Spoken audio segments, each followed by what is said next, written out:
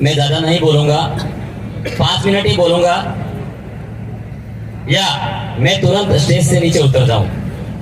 अगर आप सभी की इच्छा है, अगर हमें सुनना चाहते हैं, हम कोई बड़े वक्ता नहीं है, लेकिन अगर आप आदिवासी परिवार की जाजम की व्यवस्था, हमारे पुरखों की व्यवस्था और आदिवासी परिवार की व्यवस्था समझते हो तो इस पागड़ी की मान मर्यादा से आप जहां खड़े हैं वहां बैठ जाए। मैं 5 मिनट ही बात रखूंगा साथियों।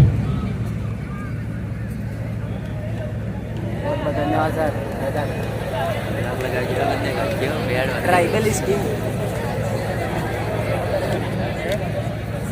बैठ जाए तो ही बात रखूंगा, 5 मिनट ही रखूंगा। आज इस बागपुरा फिर प्रदेश क्षेत्र में आदिवासी परिवार द्वारा जो ये आदिवासी परिवार का चिंतन शिविर रखा गया है, उस चिंतन शिविर में पधारे हमारे समाज के बुद्धिजीवी वर्ग, कर्मचारी लोग एवं हमारे समाज के पधारे हुए सरपंच, वार्ड पंच, जनप्रतिनिधिगण एवं हमारे इस आदिवासी परिवार की जो सुरक्षा देने के लिए जो पुलिस प्रशासन आया है, जो पुलिस प्रशासन की महिला अधिकारी भी आई है और पुलिस प्रशासन में जो भाई भी आए हैं और जो गुजरात से भी टीम आई है, जो पूरे प्रदेश टेरिटरी से आज इस बागपुरा पावन धरा पर आप आए हैं। आप सभी का मैं हमारे क्रांतिवीर जगदीश दादा की धरती से मैं आप सभी को सेवा जोहार करता हूं साथियों। हम लोग आदिवासी परिवार की विचारधारा के माध्यम से संवैधानिक दायरे में हमारी जानकारी रखना चाहते हैं। हमारे संविधान में उद्देशिका में यहां साफ साफ तौर पर बताया गया है कि हम भारत के लोग भारत को संपूर्ण प्रभुत्व संपन्न समाजवादी पंथ निरपेक्ष तंत्रात्मक गणराज्य बनाने के लिए तथा उसके समस्त नागरिकों को सामाजिक, आर्थिक, राजनीतिक, न्याय, विचार, विश्वास एवं समस्त धर्मों को उपासना की स्वतंत्रता देते हैं एवं हमारे समाज को सही जानकारी देने का प्रयास कर रहे हैं इस उद्देशिका के माध्यम से। तो आप सभी को लगता है कि 1947 में देश आजाद हो गया हमारा, लेकिन कहीं ना कहीं हम लोगों को किस तरीके से हमारे पर शोषण हो रहे हैं, अत्याचार हो रहे हैं। मुझे तो ऐसा महसूस हो रहा है साथियों कि जिस तरीके से ब्रिटिश सत्ता ने भी हमारे साथ इतना खिलवाड़ नहीं किया था, उतना आज की सरकार कर रही है। मैं ये खुले मन से कहना चाह रहा हूं,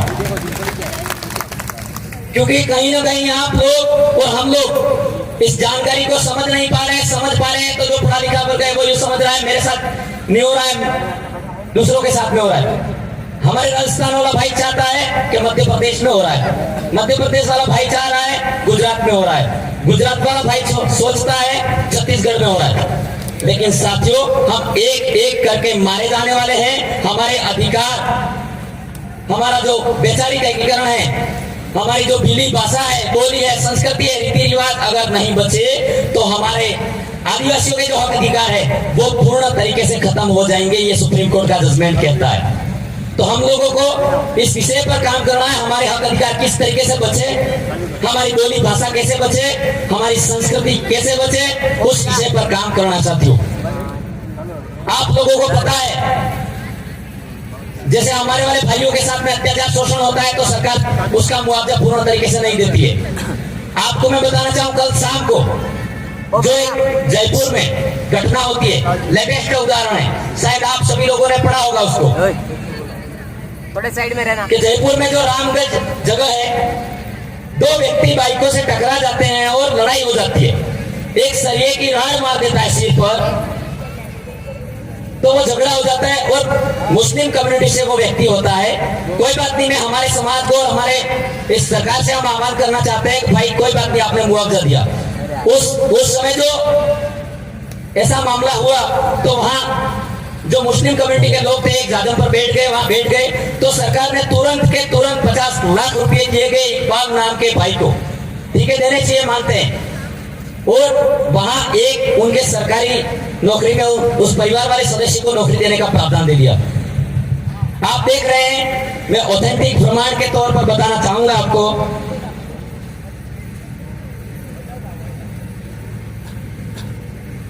कि हमारा जो कार्तिक बिल है 10/12/2022 को 10 महीने हो गए आज, उसका परिवार और हमारे यहाँ के जनप्रतिनिधि एमएलए भी सपोर्ट कर रहे हैं, मतलब मांग कर रहे हैं उस कार्य को लेकर, उसकी मांग को लेकर के हमारे इस कार्तिक भाई के परिवार को 50 लाख रुपए दिए जाए, लेकिन सरकार नहीं मान रही है। जयपुर में कोई आदमी मर जाता है, तुरंत उसको 50 लाख रुपए दिए जाते हैं। आप सभी लोगों से मेरा आह्वान है, अनुरोध है, क्या हमारे साथ किस तरीके से न्याय हो रहा है, ये बात सोचने समझने की जरूरत है साथियों। तो और पूजा फिर जो 27/3/2023 की जो घटना हुई, उस महिला बालिका को बलात्कार करके टुकड़े कर दिए, उसके बाद भी उसको 50 लाख रुपए नहीं दिए जाते हैं। अभी हमारे उदयपुर में जो जोगी तालाब की घटना है, हम हमारे संविधान हमें अंधविश्वास और पाखंडवाद के खिलाफ खुद ही स्वतंत्रता सोच से हमारे समाज में सही जानकारी देने के लिए अधिकार देता है।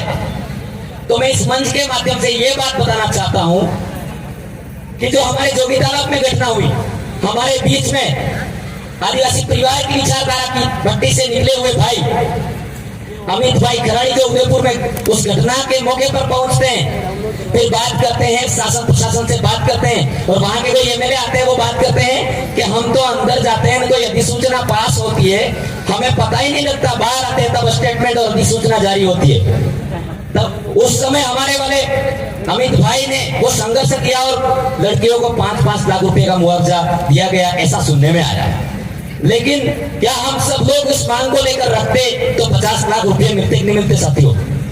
आप मेरे नारी शक्तियों से मेरा अनुरोध है, हमारे आदिवासी परिवार के जो कांति भाई है, बवर दादा है, बबीता दीदी है, माया दीदी है, अमित भाई खराड़ी है, जगदीश दादा है, लोकेश भाई पलात है, रमेश जी सागिया, किसी का नाम रह गया और माफी चाहता हूँ, मांगीलाल जी है, ये सभी लोग दिन रात मिलकर इस कार्य को आगे बढ़ा रहे हैं।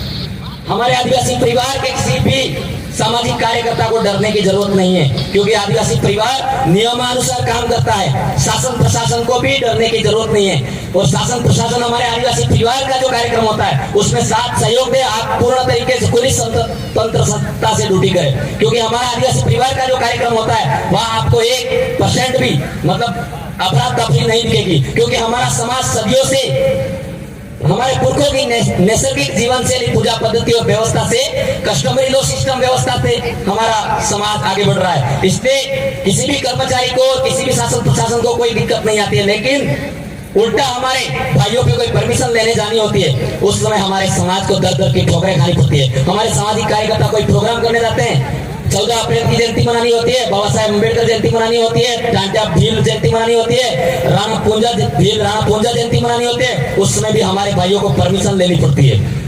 फिर भी हमारे भाइयों को सही तरीके से परमिशन नहीं मिलती, और मतलब मानसिक प्रताड़िता से वो प्रोग्राम जैसे तैसे करवाते हैं। कई लोग कहते हैं अरे ये 4-5 लोग तो है, कर रहे फंस जाएगा, ये 2-3 लोग तो है।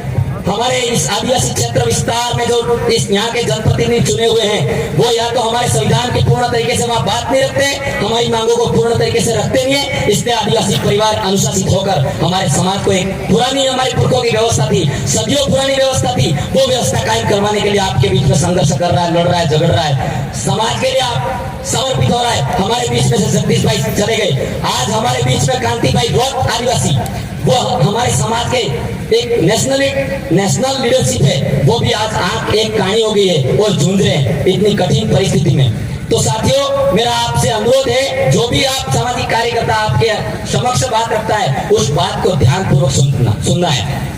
और हमारा समाज एक गलत ट्रैक पे चल गया है। मैं 2 मिनट का समय लूंगा ओनली फॉर कि हमारा समाज, आप सभी नारी शक्तियों से मेरा अनुरोध है, देखेंगे कि आजकल जो घटना हो रही है, हमारा समाज जो गणपति विसर्जन का समय आता है, मैं आप अखबार की कटिंग लाऊंगा, आपको दिखाऊंगा, मतलब यूं करके लाया हूं, आपको दिखाऊंगा यूं करके। तो मैं आपको बताना चाहूंगा, जो ये मध्य प्रदेश की घटना हुई, गणपति विसर्जन के दौरान कुंड में डूब गए बच्चे, 10 बच्चे डूब गए, 4 जनों की मौत हो गई।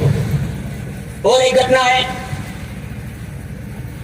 यह है साबला की कयाड़ी गांव के पास सोम नदी में गणपति विसर्जन के दौरान डूबने से युवक की मौत। यह है शिक्षक के साथ प्रतिमा विसर्जित करने गई 8वीं की 4 छात्राएं रणक नदी में डूबने से एक लड़की की मौत हो गई। झारखंड में डाली विसर्जन के दौरान 5 बच्चियों की मौत हो गई। ये लोग कौन है मरने वाले? ये सवाल है मेरा आप सभी से। हमारा समाज अंधविश्वास में इतना धंस गया है कि हम लोग सही रास्ते की ओर ले जाना चाहते हैं, लेकिन हमारा समाज नहीं मानता है। इसीलिए हमारे समाज को और हमारे यहाँ के कर्मचारियों को भी कहना चाहता हूँ खुले मन से, हमारे टीएसपी क्षेत्र में आदिवासी हमारा क्षेत्र है, विस्तार का जो जहाँ क्षेत्र है, पूरे भारत में हम लोग ये सोशल मीडिया के माध्यम से हमारी आवाज जाएगी। हमारे विद्यालयों में हो, किसी भी विभाग में ऐसे जो अंधविश्वास के कार्यक्रम है, मैं तो ये कहना चाह रहा हूँ कि सरकार से, शासन प्रशासन से एक साथ में अधिसूचना जारी करें। जो अंधविश्वास के कार्यक्रम होते हैं उनको पूर्ण तरीके से अधिसूचना के साथ में बंद किया जाए, ये कहना चाहता हूँ मैं। तो साथियों, हमें हमारे समाज में शिक्षा के क्षेत्र में उन्नति करनी है, हमारे समाज को वैज्ञानिक दृष्टिकोण की सोच विकसित करनी है, हमारे समाज को तार्किक दृष्टिकोण की सोच विकसित करनी है, हमारे समाज में पूर्ण तरीके से जो नशा विहीन एरिया बना के हमको आगे बढ़ना है। और हमारे जो भारत के मुख्य न्यायाधीश थे 38वें, उन्होंने भी साफ साफ तौर पर बता दिया गया है कि आप लोगों को अगर भगवान ढूंढने हैं, S.H. कापड़िया, उस मुख्य न्यायाधीश का नाम है S.H. कापड़िया। 2011 में 2012 कर रहे थे वो, रिटायरमेंट हो गए 2012 में। उन्होंने साफ साफ एक वक्तव्य दिया था और लेख लिखा था कि अगर आदिवासियों को या पूरे भारत क्षेत्र में इन लोगों को अगर भगवान ढूंढने हैं तो वो भगवान संविधान में मिलेंगे, कहीं और भटकने की जरूरत नहीं है, ये कापड़िया ने कहा था। मैं खुले मन से कहना चाहता हूँ साथियों, अगर आप लोग ये सभी जानकारी मैंने जो कुछ बताई, मैं आशा करता हूं आप लोग बिल्कुल अमल में लाएंगे। अमल में लाकर ये सगे संबंधी परिवार में ये जानकारी पहुंचाने का प्रयास करेंगे, तभी हमारे जो विचार है, जो जगदीश भाई पांडव दादा शहीद हो गए, उनके विचार आगे पहुंच पाएंगे, भवर दादा के विचार आगे पहुंच पाएंगे, बबीता दीदी के विचार आगे पहुंच पाएंगे। हमारे प्रत्येक टेरिटरी में जो भी सामाजिक कार्यकर्ता तन मन से इस कार्य में लगे हुए हैं, तो ये विचार आप आगे पहुंचाओगे तो ही पूरा होगा, नहीं तो आप यहाँ सुनकर चले जाओगे, घर पे जाके सो जाओगे। नहीं तो हमारा 1913 में जो मानगढ़ में सपना देखा था वो पूरा नहीं होगा। साथियों, आप लोगों को कंधे से कंधा मिलाकर साथ देना है। साथ नहीं दे सकते हो तो लिखकर साथ दो, लिखकर साथ नहीं देते हो तो बोलकर साथ दो, बोलकर साथ नहीं दे सकते हो तो आर्थिक सहयोग दो, आर्थिक सहयोग नहीं दे सकते हो तो साथियों शारीरिक सहयोग दो। लेकिन इस बिल प्रदेश के कार्य में, आदिवासी परिवार के कार्य में कंधे से कंधा मिलाकर आप जुड़ जाइए। और हमारा एक बिल प्रदेश सुनहरे अक्षरों में लिखा हुआ, और हमारे बिल प्रदेश का सपना जो 1913 में लिखा होगा तब पूरा होगा। साथियों, मैं एक लाइन कहना चाहूंगा अंतिम में, माफी चाहूंगा मैंने समय ज्यादा ले लिया है, लेकिन जो पसीने से नहाता है, जो पसीने से नहाता है वो लिबास बदलता है, जो पसीने से नहाता है वो लिबास बदलता है। जो आदमी आदिवासी परिवार की विचारधारा पर चलता है वो इतिहास बदलता है, जो आदमी आदिवासी परिवार की विचारधारा पर चलता है वो इतिहास बदलता है। धन्यवाद। जय जोहार, जय आदिवासी, आप सबकी जय, सेवा जोहार।